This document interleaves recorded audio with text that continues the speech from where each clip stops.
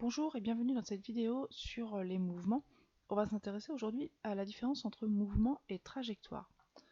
Alors tout d'abord un petit outil qui peut être intéressant, c'est la chronophotographie. La chronophotographie c'est une photographie, enfin plusieurs photographies superposées d'un même objet qui se déplace. Vous pouvez même les faire avec certaines applications avec votre téléphone portable. Donc par exemple ici, notre petit bonhomme, on prend une photo à intervalles de temps réguliers pendant qu'il marche et on obtient la chronophotographie du mouvement du personnage.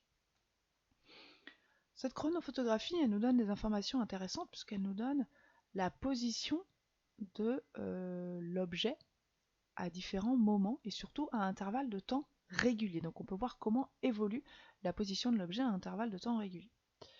Donc on voit ici une balle qui tombe et qui rebondit. On va voir un petit peu plus loin que ça nous donne des informations sur la trajectoire, mais aussi sur la vitesse de la balle. Alors la trajectoire d'un objet, qu'est-ce que c'est? C'est le fait de marquer les différentes positions d'un objet à intervalles de temps réguliers. Donc la chronophotographie nous donne la trajectoire d'un objet. Et il y a trois types de trajectoires. La trajectoire rectiligne, si on a une ligne droite, la trajectoire circulaire, si on a un cercle, et la trajectoire curviligne, si on a une courbe quelconque. En ce qui concerne la vitesse, notre chronophotographie, notre trajectoire nous donne aussi des informations sur la variation de la vitesse.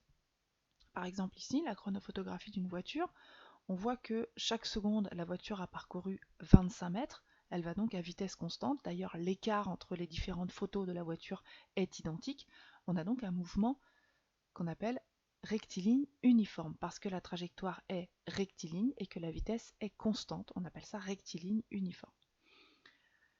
Dans le cas observé ici, on peut voir que l'écart entre les différentes positions de notre objet augmente. Ça veut dire que dans un intervalle de temps identique, la distance parcourue par notre objet est plus importante quand on arrive sur la fin de la trajectoire. Ça veut dire quoi? Ça veut dire que notre objet accélère. Ici, on a une trajectoire curviligne, un objet qui accélère, donc un mouvement curviligne accéléré.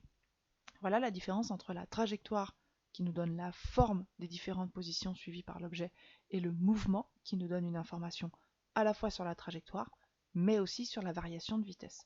Trajectoire curviligne, mouvement curviligne accéléré.